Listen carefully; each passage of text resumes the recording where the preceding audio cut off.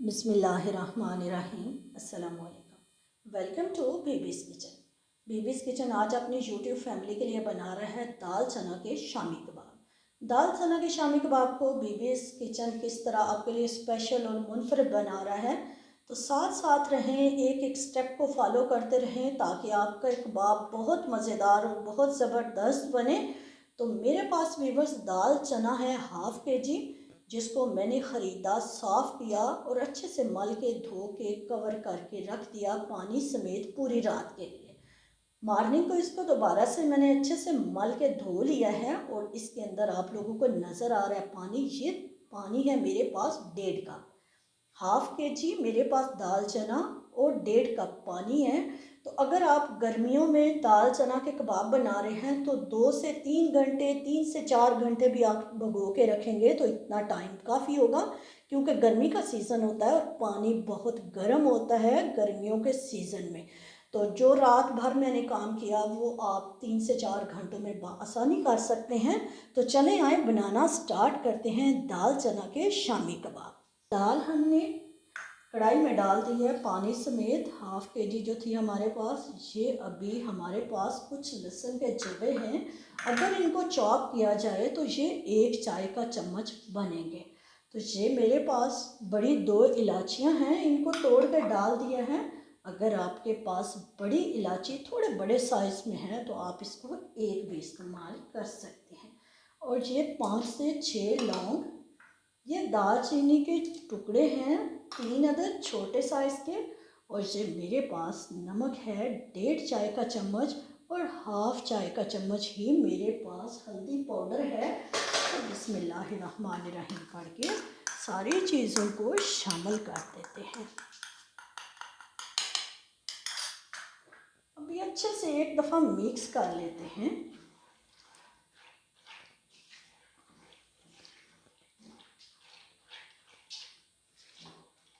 अभी low flame रखी हुई थी, अभी मैं इसको कवर करूँगी कढ़ाई को, तो इसकी फ्लेम को चंद सेकंड के लिए मैं हाई के ऊपर ले जाऊँगी।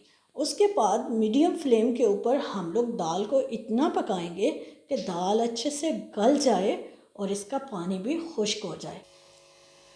तो व्यूअर्स, दाल अच्छे से गल चुकी है, ये लगातार बॉयल होती रही और पानी इसका गिरना स्टार्ट हो गया था। तो अभी मैंने कढ़ाई के लिड को दोबारा से वॉश किया है, क्योंकि सफाई है व्यूअर्स निस्फ ईमान।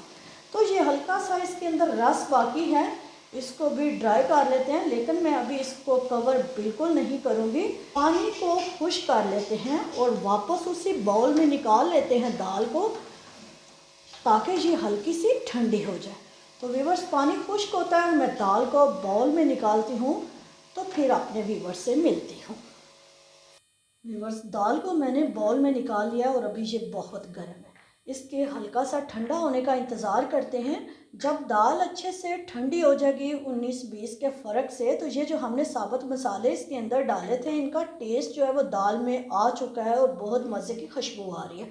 तो मैं दाल के अंदर से ये सारे गरम मसाले रिमूव कर दूँगी, तो फिर इसके अंदर बाकी अज्जा को शामिल करेंगे।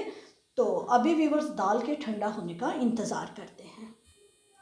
व्यूअर्स, दाल ठंडी हो चुकी है, नीम गर्म हो गई है। ये दाल अभी हल्की हल्की स्टीम निकली है, लेकिन ये काफ़ी हद तक ठंडी हो चुकी है। मैंने इसके अंदर गरम मसाले जो शामिल किए थे वो मैंने सारे निकाल दिए हैं। तो ये आप लोग देख सकते हैं कि दाल अल्हम्दुलिल्लाह बहुत ज़बरदस्त गली हुई है, लेकिन एकदम दानेदार है। इसका करना सिर्फ ये होता है क्योंकि हमने कबाब बनाने हैं, तो जो ज़्यादा दाल गली हुई होगी तो उसको शेप देना थोड़ा मुश्किल हो जाएगा। हमें बाइंडिंग के लिए अगर ज़रूरत होगी तो अभी भी हम इसके अंदर एक आध एग जो है वो शामिल कर सकते हैं। अब ये मैंने चॉप नहीं की हैं, मोटी मोटी कटी हुई तोड़ी हुई मिर्चें हैं मेरे पास, हरी मिर्चें, इनको हस्बे ज़रूरत इस्तेमाल करेंगे। ये कुछ कम कड़वी हैं और कुछ ज़्यादा कड़वी हैं, तो ये हैं तकरीबन 8 से 10 अदद मिर्चें। ये मेरे पास अदरक है, अगर हम इसको कट करें तो ये तकरीबन बनेगी 1 चाय का फुल चम्मच। तो इसको भी मैंने शामिल कर दिया है, पर अभी इसके अंदर मैंने और कुछ शामिल नहीं करना है, 2 अज्जा को शामिल किया है। तो अभी मैं कीमे की मशीन से इसको निकाल लेती हूँ एक दफ़ा और फिर अपने व्यूअर्स को इसका नेक्स्ट स्टेप बताती हूँ।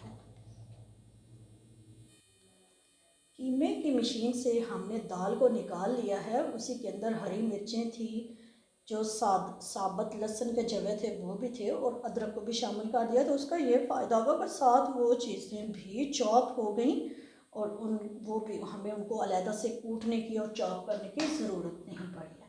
अब ये मेरे पास एक मीडियम साइज़ की प्याज है। बिस्मिल्लाहिर्रहमानिर्रहीम पढ़ के इसको शामिल कर देते हैं। कटोरी को भी अच्छे से साफ़ कर लेते हैं। से है अब हमारे पास कूटी हुई 1 चाय का चम्मच लाल मिर्च मीन के चिली फ्लेक्स शामिल कर दिया। ये है काली मिर्च का पाउडर आधा चाय का चम्मच। ये है हमारे पास 1 खाने का चम्मच कुटा हुआ भुना हुआ खुश्क धनिया। और ये हमारे पास 1 चाय का चम्मच है भुना हुआ ज़ीरा। ज़ीरे को आप हल्का सा क्रश भी कर सकते हैं। और ये गया हरा धनिया। अब हम इन सब अज्जा को अच्छे से मिक्स कर लेते हैं। अगर हमें ज़रूरत होगी तो हम हरी मिर्चों को और शामिल कर सकते हैं, काली मिर्च को शामिल कर सकते हैं। नमक तो अल्हम्दुलिल्लाह बिल्कुल पूरा है। तो अब सारे अज्जा को अच्छे से मिक्स करते हैं।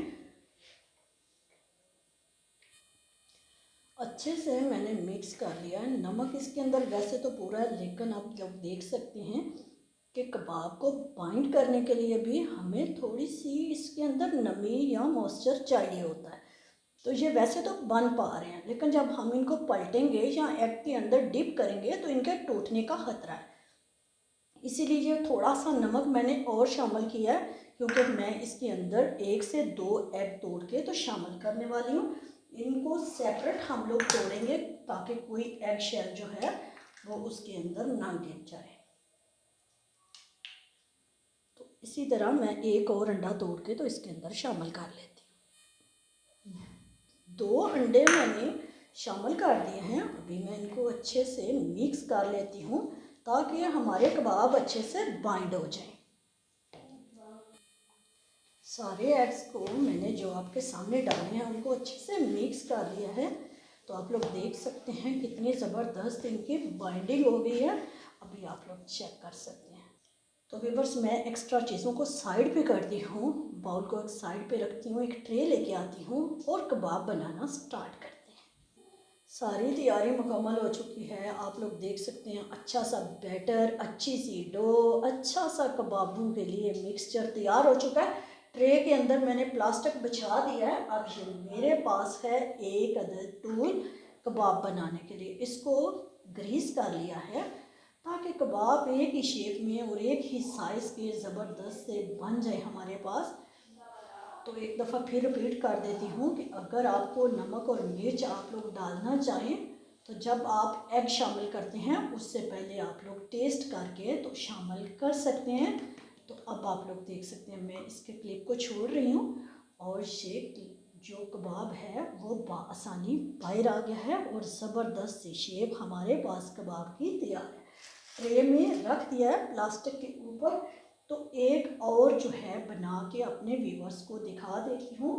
दोबारा से ग्रीस कर लिया है मैंने मोल्ड को।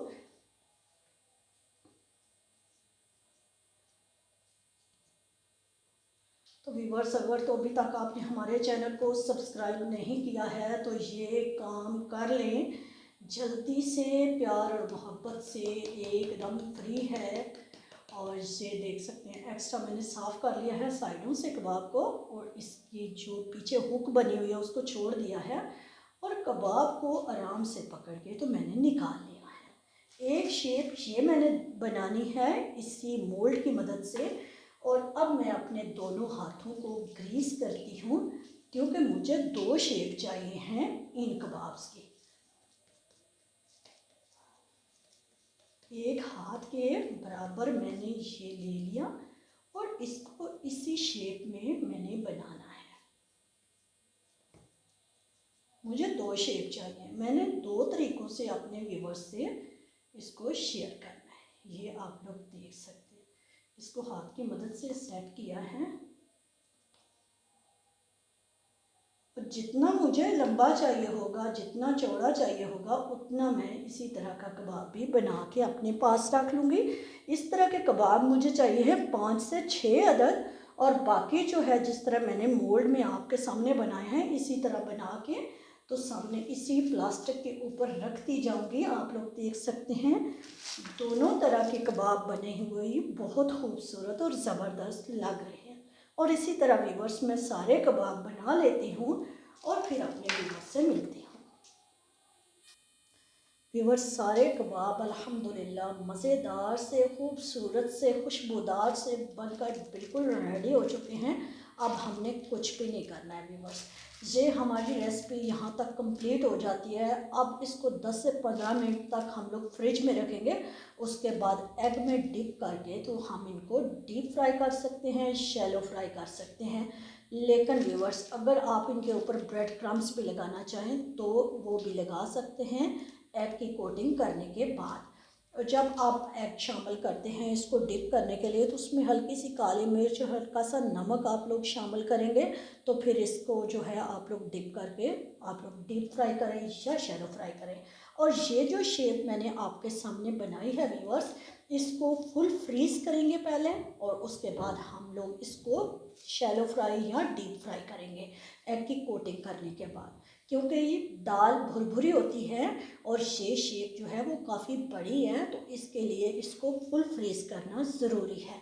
तो व्यूवर्स अगर तो आपको हमारी ये रेसिपी पसंद आई है और अभी तक आपने हमारे चैनल को सब्सक्राइब नहीं किया है तो प्लीज़ जाने से पहले हमारे चैनल को सब्सक्राइब करना, लाइक करना और ज़्यादा से ज़्यादा अपने फ्रेंड्स एंड फैमिली के साथ शेयर करना मत भूलिएगा।